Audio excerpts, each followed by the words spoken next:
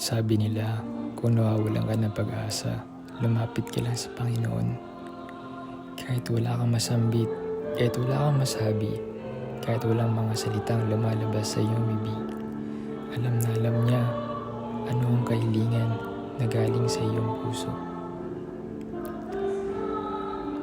Manalig ka lamang, magtiwala at umasa ng lahat ng mga ito, lahat ng mga suliranin, gaano man kahirap ay may dahilan, sapagkat may plano ang Panginoon para sa iyo. Huwag na huwag kang mawawalan ng pananampalataya sa Kanya.